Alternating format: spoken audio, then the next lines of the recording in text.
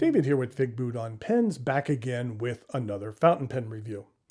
Now, I have a number of pens in my personal collection which I have not gotten around to reviewing. Today's review is of a newer version of a pen which I own, and so I thought it was an opportune time to finally get around to discussing this pen, which is the Visconti Divina Elegance Oversize. Sorry to interrupt, post-production David here. During the review and writing sample, I will occasionally refer to this pen as the Divina Elegance. It is actually called the Divina Elegance. Okay, back to the review.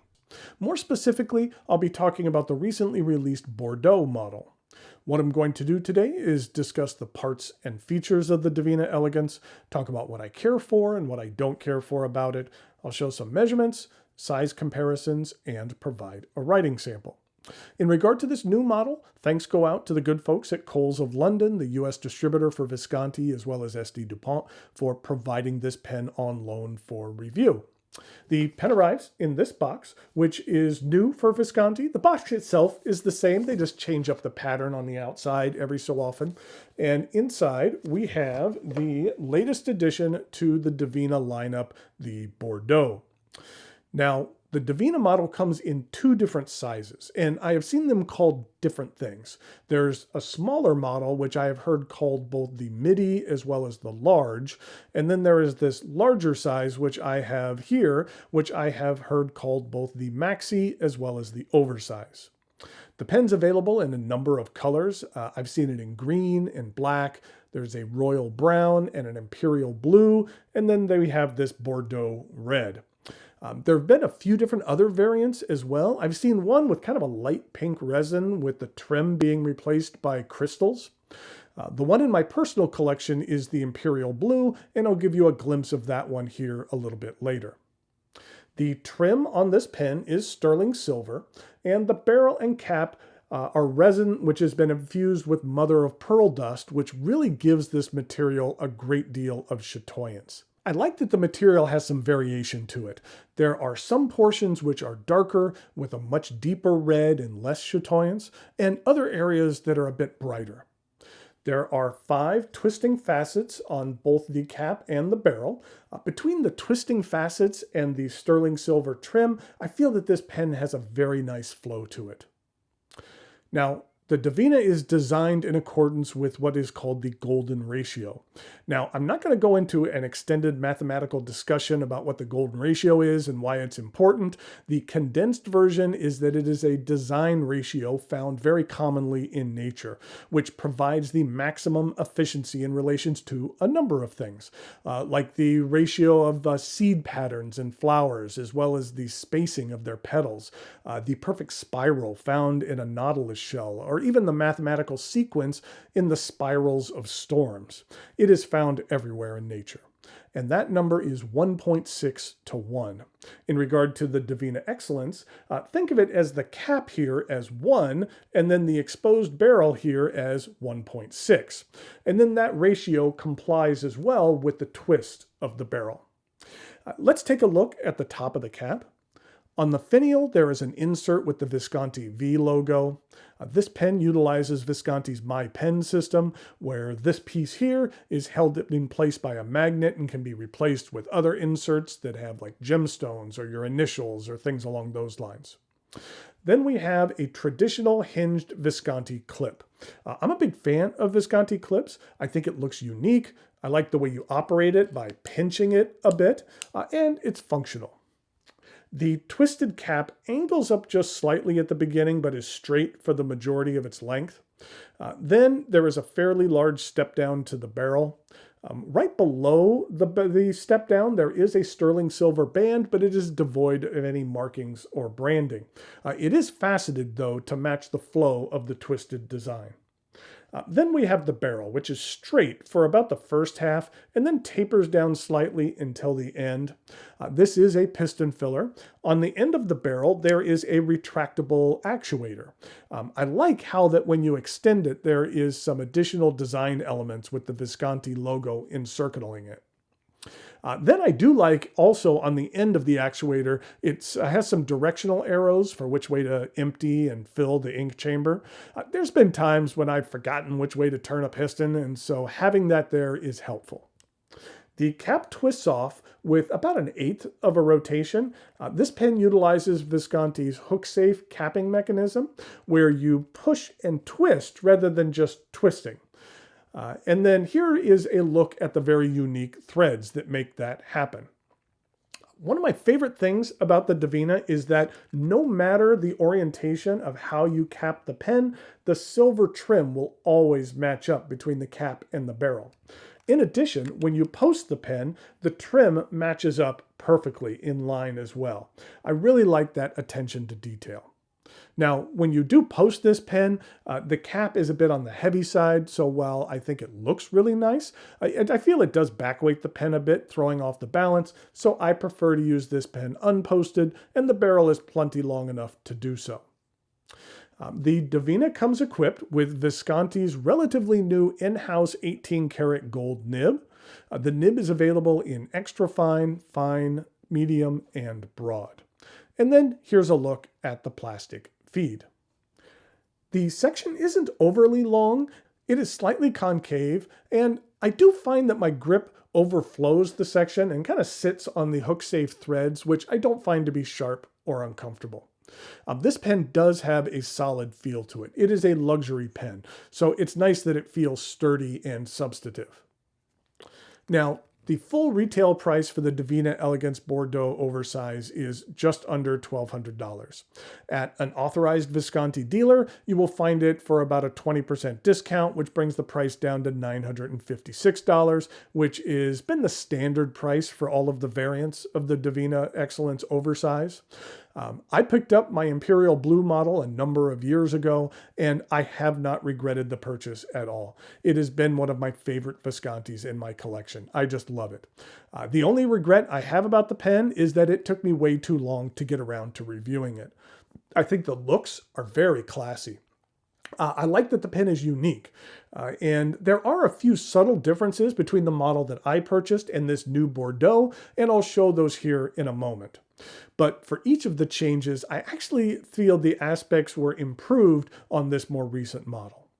Okay, now it is time for some measurements, size comparisons, and a writing sample.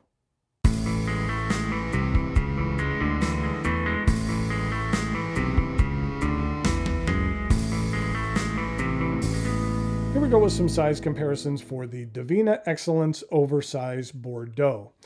You could really tell, especially in this light, the variance in the material, how sometimes it's a little bit lighter and sometimes a little bit darker. I think it adds a lot of life to this pen.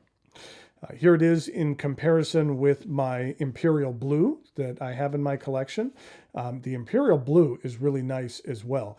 There was a few things that I noticed different about this model. First of all, the clip is the laser engraved clip on the more modern one, as opposed to the one that has lacquer filling on it. The insert on the end is a little bit different. And then also my other one has the palladium nib. And if you wanted to see the difference side by side between the palladium nib and the gold nib is on top, and then the palladium nib is here on the bottom. They look virtually the same. They have the same design on them, but it does have the stamping that says 18 karat and then the 750 as opposed to the palladium. So in regard to the size comparisons, there it is with the Imperial Blue, and then here it is with the Homo sapiens Magma. And I showed this one because this is what the insert looks like, one of the inserts for the My Pen system. This is just my initials, DP, and you can see how you can get those inserts that go on there. And then one last Visconti here, which is the Opera Crystal Midnight here. And I really enjoy this pen as well. This is one of my other favorite Viscontis.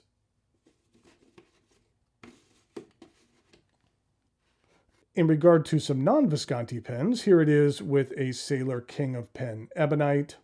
And here it is with a Mont Blanc 149. And then finally, here it is with a Pilot Custom Urushi.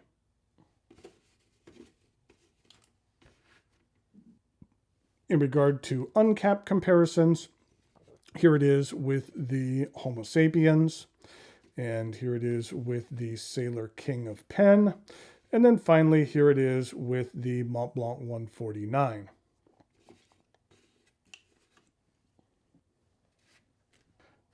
Okay, here we go with the writing sample for the Visconti Divina Excellence Oversize. This is a fine 18 karat gold nib. I was going to use the Visconti red, but I actually don't own any, and I figured that out. So rather than that, I used one of my other favorite red inks that I've discovered over the last couple of years, and that is Diamine Communication Breakdown.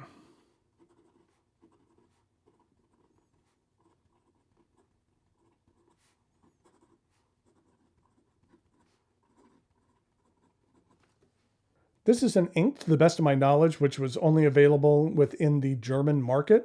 I actually have one bottle of it, and I like it so much, I have a feeling that I should go and buy another bottle just to have a spare. This is what the ink looks like. It's a nice deep red with a nice green sheen to it. This is what it looks like in comparison to the Monteverde Cherry Danish. And another one of my favorite reds, which is the Diamine Red Dragon. This is what the bottle looks like. Like I mentioned, it's a nice deep red. This is the 80 milliliter bottle, and any ink that is named after Led Zeppelin is something that I can get behind. And so a combination of one of my favorite bands plus a very cool color ink is something that I just can't pass up. So here we go with the rest of the writing sample.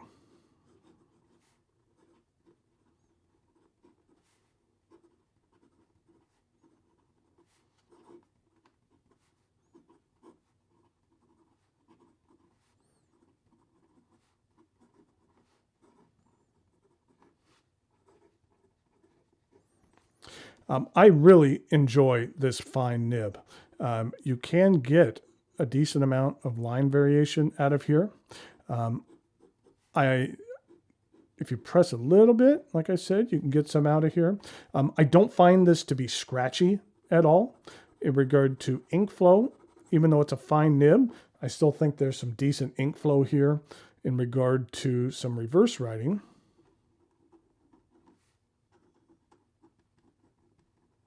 It gets the job done, but it is a little bit scratchy in reverse writing. In regard to some fast writing,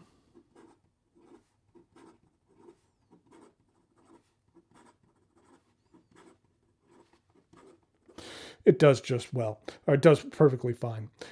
Now, I will say that I really enjoy this fine nib here. I have an extra fine in the Visconti gold nib, and I really like that. And I have a feeling that the next Visconti I purchase will have to have one of their gold fine nibs. I really like it. I think that the ink flow is on it is decent. Without necessarily being a gusher, and it feels very, very nice with just a hint of feedback to it. So there you have the Visconti Divina Excellence Oversize. I really enjoy this model pen. I think, like I mentioned before, it looks really classy. I think it really looks unique. And I really love all of the little details that go into the making of this pen. It's one of my favorite in my collection. So while I will regret having to send this particular model back to Coles of London, I will enjoy the fact that I have one in my collection that I can continue to enjoy. Okay, until next time, thanks for watching, and I'll talk to you later.